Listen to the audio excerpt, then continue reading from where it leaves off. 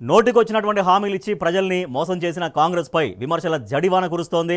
అన్ని వర్గాల జనం హస్తం తీరును ఎండగడుతున్నారు. అబద్ధాలకు కేర్ ఆఫ్ రేవంత్ సర్కార్ అని ఆగ్రహం వ్యక్తం చేస్తున్నారు. కాంగ్రెస్పై జనాగ్రహం ఏ స్థాయిలో ఉందో వారి మాటల్లోనే విందాం.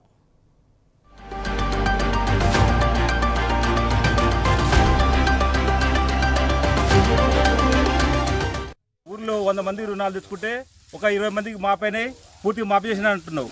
కొంత రైతు బంధు అరెకరం ఉన్న వాళ్ళకు వేసినావు, కొంతమందికి 2 ఎకరాల వరకు వేసినావు, కొంతమందికి 10 గుంటల వరకు కూడా వేయలే అని పూర్తి చేసినారని మాట్లాడుతున్నావు. గ్యాస్ సిలిండర్ 500 రూపాయలకు సిలిండర్ ఫ్రీ ఇస్తున్నారు. ఫ్రీ ఆ ఊళ్ళో ఉన్న 50 మందిలల్లా ఒక 10 మందికి వస్తుంది, అందులో 500 రూపాయలకు. మిగతా 40 మందికి 50 మందికి వస్తలేదు. ఈ విద్యుత్ కూడా 200 యూనిట్ల విద్యుత్ అని ఫ్రీగా అని చెప్పినావు. ఊర్లో 75 మంది ఉంటే 25 మందికి వస్తుంది, 50 మందికి వస్తలేదు. అట్లాంటి మోసాలు చేసి రైతులతోటి అందరితోటి ఎలక్షన్తో ఓట్లు వేయించుకొని బోకస్ మాటలు మాట్లాడి ఇవాళ గద్దెనెక్కి మీ ఇష్టం వచ్చినట్టు నడుస్తుంది. మీరు సక్రమంగా చేసి మా రైతులను కాపాడాలి, మా గ్రామాలను కాపాడాలి. మాకు వచ్చే ఆసిఫ్ నగర్ కాలువ మాత్రం శుభ్రం చేసి మాకు నీళ్ళు వచ్చినట్టు మీరు అధికారులు చర్య తీసుకొని మీరు మాకు నీళ్ళు వచ్చినట్టు చేయాలి. గత ప్రభుత్వం ఇచ్చినటువంటి కళ్యాణ లక్ష్మి షాదీ ముబారక్తో పాటు మహిళలకు ఆశ చెప్పి ఓట్లు వేయించుకున్నటువంటి ఈ యొక్క రేవంత్ రెడ్డి ప్రభుత్వం తెలంగాణ రాష్ట్రంలో కాంగ్రెస్ ప్రభుత్వం వచ్చిన తర్వాత ఎంతమంది అయితే అర్హులైతే వివాహితలు వివాహం చేసుకున్నారో వాళ్ళందరికీ కూడా తులం బంగారం బాకీ ఉందని నేను కాంగ్రెస్ ప్రభుత్వాన్ని డిమాండ్ చేస్తున్నాను. అలాగే మహాలక్ష్మి పథకం ద్వారా తెలంగాణ రాష్ట్రంలో ఉన్న మహిళలందరికీ 2500 రూపాయల ఇస్తానని చెప్పినటువంటి ప్రభుత్వం అది కూడా అమల్లోకి రాలేదు. అదేవిధంగా రైతు భరోసా ద్వారా ఎకరానికి 15,000 చొప్పున మరియు వరి పంటకి మద్దతు 500 బోనస్ ఇస్తానని చెప్పినటువంటి ఈ ప్రభుత్వం ఇప్పటి వరకు ఆ బోనస్ ఊసేలేదు. నా పేరు లక్ష్మమ్మ. బోర్ వేసుకున్నా నీళ్ళు వస్తలేవు నాయన, ఏం చేస్తున్నావు? అట్టల ట్యాంక్ మీద తెచ్చుకుంటున్నాం, కొనుక్కొచ్చుకొని పోసుకుంటున్నాం. నేను చేసి చెప్తే ఉంది. ఆ గవర్నమెంట్ వచ్చి మాకు సాయం చేసిందేముంది? సాయం చేసిందేముంది ఆయన? మేము దీన్ని కొనుక్కొచ్చుకొని తినవలసి వచ్చి నీళ్ళు కూడా కొనుక్కొచ్చుకొని తాగలన్నా గవర్నమెంట్ నుంచి.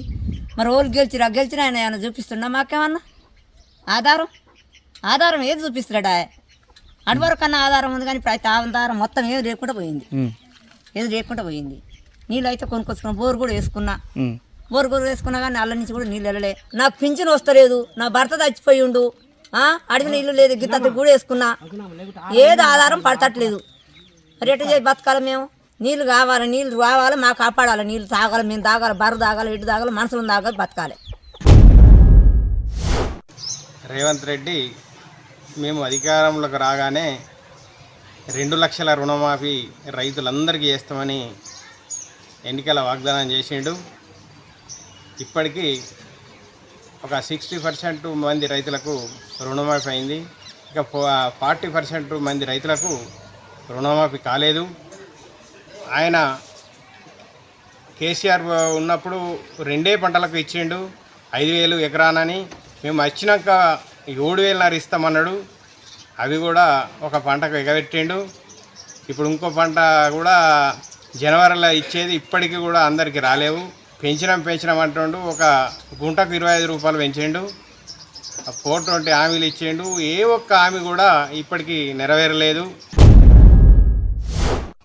420 హామీలు, 6 అయితే పథకాలు ఖచ్చితంగా గ్యారెంటీ తోటి ఇస్తామని చెప్పి ఇంటింటికి గ్యారెంటీ కార్డులు వంచి ఈరోజు గత ప్రభుత్వం ఇచ్చినట్టు ఏడాదికి గత ప్రభుత్వం రైతు బంధు 10,000 రూపాయలు ఇస్తే ఈ మోసపూరిత కాంగ్రెస్ సర్కారు మేము రాగానే రైతు భరోసా పేరుతోటి 15,000 రూపాయలు ఇస్తామని చెప్పడం జరిగింది. ఎవ్వరు కూడా పింఛన్లు తీసుకోవద్దు.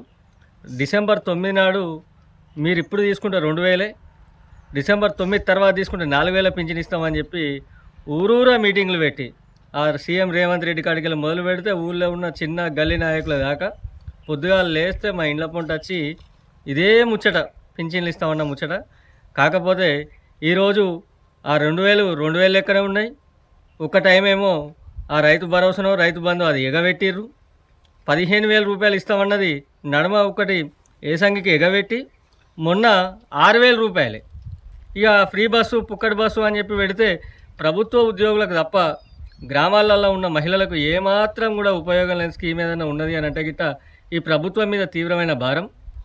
అదేవిధంగా నిజంగానే అవసరం ఉండి ఇలా దవాఖానలకు లేకపోతే ఏదైనా అత్యవసర పని మీద పోయే మహిళా సోదరులు ఎవరైతే ఉన్నారో కనీసం బస్సులలో పోలేని పరిస్థితి. ప్రభుత్వ ఉద్యోగం చేసే మహిళలు ఎవరైతే ఉన్నారో దూర ప్రాంతాలలోకి వెళ్ళి వచ్చే మహిళలు మాత్రం బ్రహ్మాండంగా మంచిగా ఫ్రీగా బస్సు ఎక్కి వస్తున్నారు తప్ప ఊళ్ళలో ఉండి ఈ కూరగాయలు అమ్ముకునేటోళ్ళు లేకపోతే ఏదైనా అత్యవసరంగా దవాఖానలకు పోయేటోళ్ళకు ఎటువంటి ఉపయోగం లేదు. ఏ బస్సులో చూసినా పుట్టలు మంది తప్ప మనుషులు పోయే పరిస్థితి అయితే కనిపించడం లేదు. నా పేరు జగన్ రెడ్డి. ఈ సర్వల్ గ్రామాన వాటర్ అనేది కొన్ని వంపు ప్రాంతాలకు వెళ్ళిపోతున్నాయి. మిర్రలక మొత్తం వస్తున్నాయి. కొన్ని పైపులు వైర్లు పట్టించుకునే నాదులు లేడు. సర్పంచ్ ఉన్నప్పుడు సర్పంచ్ పోయి అడిగితే దబాయించుకుంటే పోయి సర్పంచ్ వచ్చి పనులు చేసేది.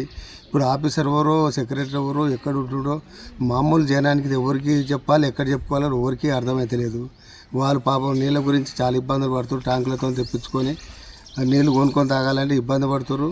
ఇంకొకటి ఏంటంటే గవర్నమెంట్ కూడా అసలు ఈ ఎండాకాలం వస్తుందని ముందస్తు ప్రణాళిక ఏదీ లేదు. ఎంతసేపు ఉన్నా వాళ్ళు అసెంబ్లీలో కొట్లాడుకొని వాళ్ళు చేసుకొని కానీ గ్రామాల పంట తిరిగి ఒక్క నాయకుడు తిరుగుతలేరు, ఒక్కరు తిరుగుతలేరు, అధికారులు తిరుగుతలేరు. ఎంతసేపు ఉన్నా వాళ్ళే మేము ఇది చేసినాం అది చేసినాం అని గొప్పలు చెప్పుకోవడం తప్ప చేసింది శూన్యం, ఏమీ లేదు.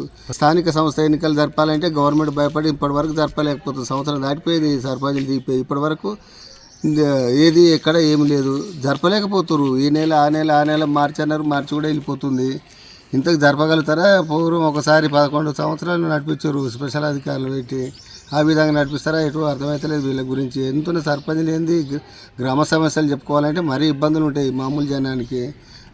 మరీ ఇంకొకటి వాటర్ అయితే మరీ చాలా ఇబ్బందులు అవుతున్నాయి. ఇప్పటికైనా గవర్నమెంట్ స్పందించి ఏడేడ పైపులు వెళ్ళి ఎక్కడెక్కడ లీకేజీలు ఏమైనా చేయించుకుంటూ, రెండోది ఈ మిషన్ భగీరథ అదో పైపులు ఒకటి, రెండోది చెర్లగూడెం రిజర్వాయర్ శివానగూడెం ఉంది. అది ఎంత జల్దీ కంప్లీట్ చేస్తే అంత జనాలకు తాగునీరు సాగునీరు అన్నిటికీ ఉపయోగపడుతుంది.